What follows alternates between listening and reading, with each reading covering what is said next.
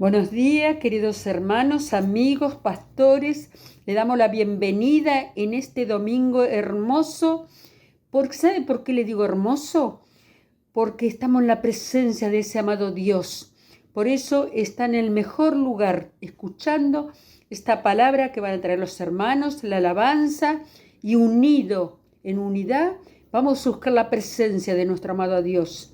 Que Él nos dé la fortaleza, la sabiduría, cómo guiarnos durante la semana, durante el mes, que comienza este mes hermoso de abril. Así que yo le doy la bienvenida a cada uno de mis queridos amigos, hermanos, pastores, y vamos a disfrutar esta hermosa reunión que lo hacemos cada domingo.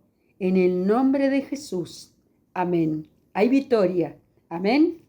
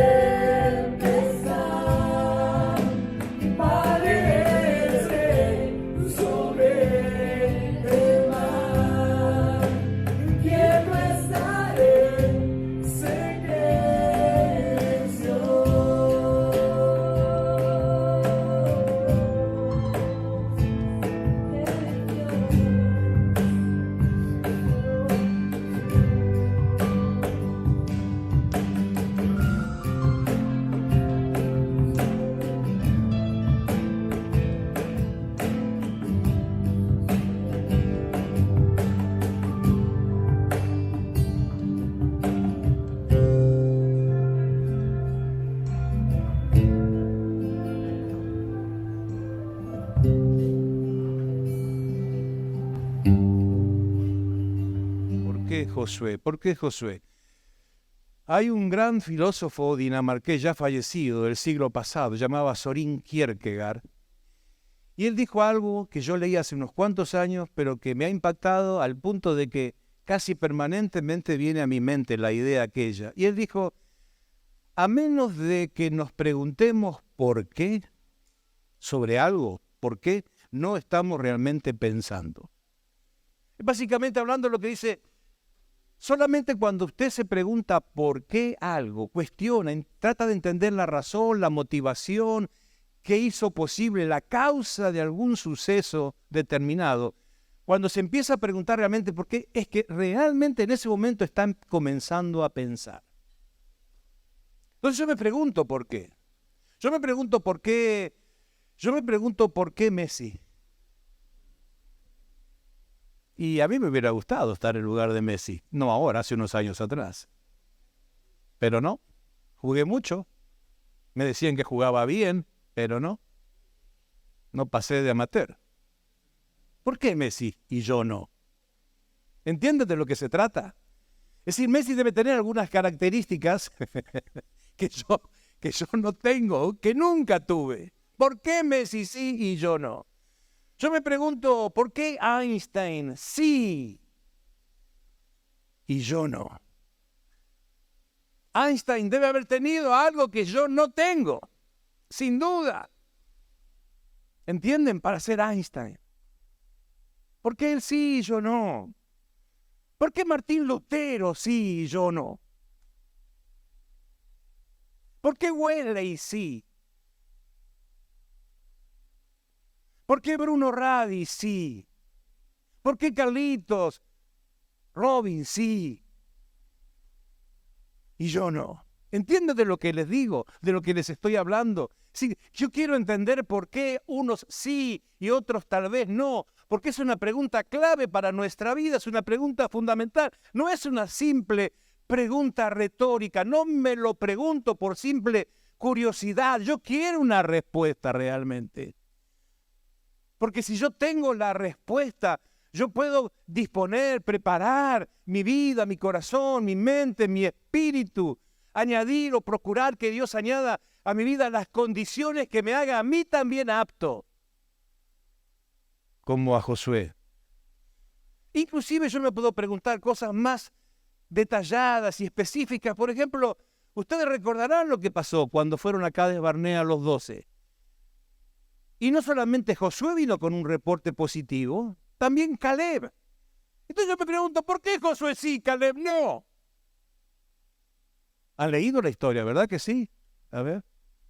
Algunos parece que sí. Está en la Biblia. Está en la Biblia.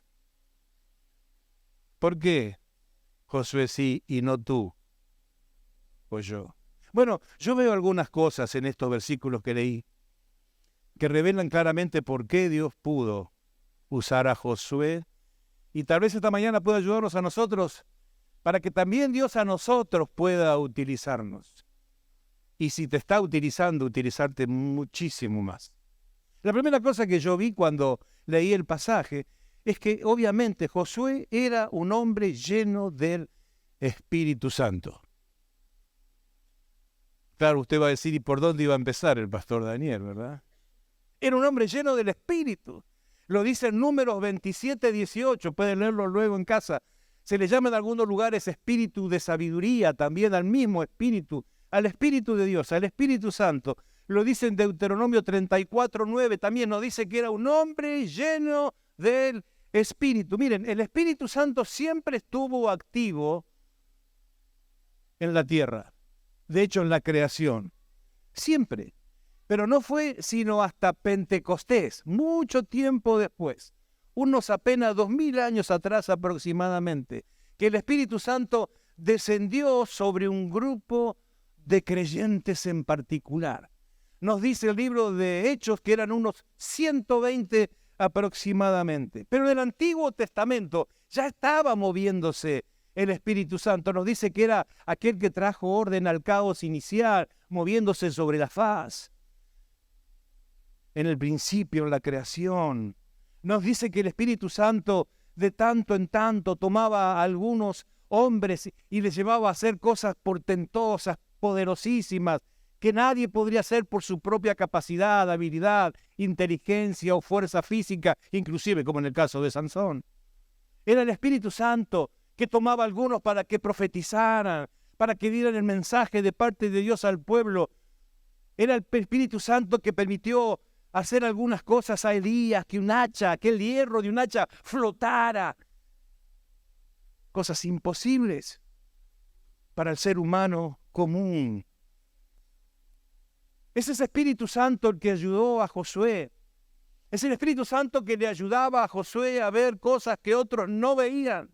No estoy hablando de imaginación fructífera. No estoy hablando de utopías, de sueños irrealizables. No estoy hablando de simples ilusiones. No estoy hablando de cosas que otros no veían o que Josué podía ver mucho antes. ¿Y cómo es que trabaja el Espíritu Santo? Si ustedes recuerdan la historia que les mencioné recién en Números 14, cuando los 12 fueron enviados a ver la tierra prometida y regresaron de allí de Cades Barnea, ustedes recordarán el reporte tan contrastado, tan opuesto que presentaron los 10 y Josué y Caleb. Entonces, claro, los 10 dijeron, vieron por qué la tierra no podía ser conquistada. Vieron los obstáculos, vieron los problemas, los gigantes, las murallas. Vieron, comparativamente hablando, parecíamos langostas al lado de ellos. Nos van a comer como pan. Ese fue el reporte de los 10. Pero lo interesante es que los 12 vieron lo mismo. Y el reporte de Josué y Caleb fue por completo diferente. Fueron a aquel lugar, fueron acá de Barnea, fueron a ver la tierra prometida, pero volvieron viendo lo mismo, con un reporte por completo diferente. ¿Qué les ayudó a Josué y a Caleb ver la diferencia? El Espíritu Santo. Aquellos veían por qué la tierra no podía ser conquistada. Josué y Caleb vieron que la tierra sí podía ser conquistada y cómo podía ser conquistada, porque el Espíritu Santo les ayudaba a ver a la manera de Dios, les ayudó a ver la realidad desde la perspectiva de Dios. Y eso es lo que sucede cuando el Espíritu Santo toma tu vida, toma nuestra vida, toma la vida de aquellos que Dios está equipando para que le sirvan. Empezamos a ver la realidad con los ojos de Dios. Nos viene directamente de Dios. Comenzamos a ver diferente. Es una de las razones por que Josué pudo ser utilizado por Dios. Josué tuvo que tomar una decisión. ¿Qué voy a ver yo? ¿Qué voy a mirar?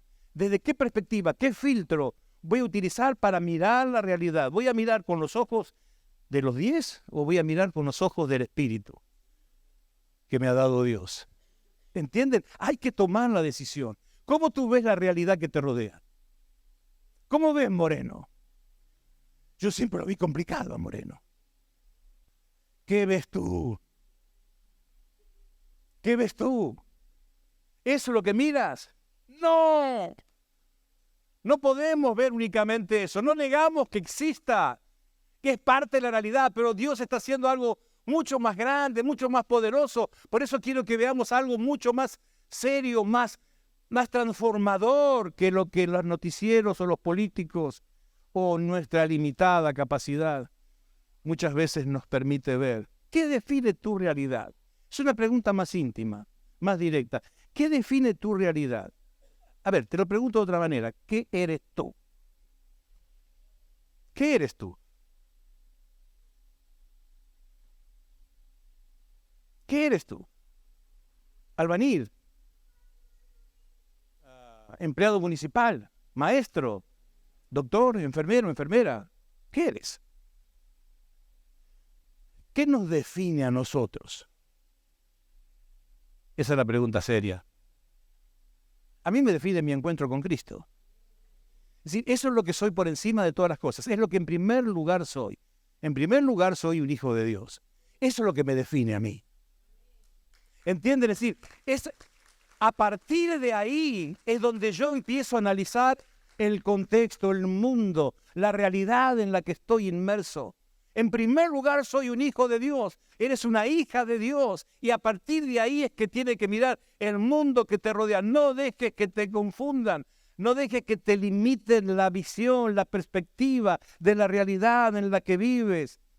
Cuando tú entiendes, tú asumes que en primer lugar tú has tenido un encuentro con Dios, que eres su hijo, su realidad, la forma de ver de Dios el mundo, comienza a transformarte en tu forma de ver el mundo. Por eso cambia por completo. Y es lo que Josué permitió. Cuando el Espíritu de Dios llegó a su vida, Josué vio su mundo a través de los ojos llenos del Espíritu Santo. Josué oyó la voz de Dios. Josué, lleno del Espíritu Santo, podía, entre miles de voces, distinguir cuál era la voz de Dios. ¿Puedes tú? Vivimos saturados de información, de mensajes. ¿Podemos distinguir realmente la voz de Dios? Es interesante, cuando vivíamos en Madrid, 7 millones de habitantes aproximadamente, y la inmensa mayoría vive en edificios de entre 4 y 6 pisos. Y en cada nivel hay 3, 4 departamentos. Entonces, tenemos abajo, como aquí en la capital, lo que llamamos un portero eléctrico. Y tú, sabiendo que vas, por ejemplo, al tercer piso, tienes que elegir tercero, que A, B, C, tercero B. Apretas tercero B y es graciosísimo. Graciosísimo, porque pasas y te apretan. ¿Quién es? Yo. Viven 7 millones de habitantes. Yo. Ese programa. ¿Cuál es el secreto ahí? Conocen la voz.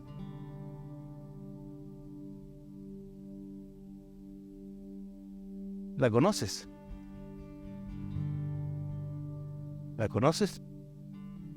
¿Conoces la voz? ¿Entiendes de lo que te estoy hablando? Josué la conocía. Por eso es la diferencia. Por eso cuando Dios llamaba, cuando Dios le mostraba algo, cuando Dios le pedía algo, Josué lo entendía. Josué lo entendía y lo creía. La gente llena del Espíritu Santo está sintonizada. Esa es la palabra adecuada, sintonizada para escuchar, para identificar.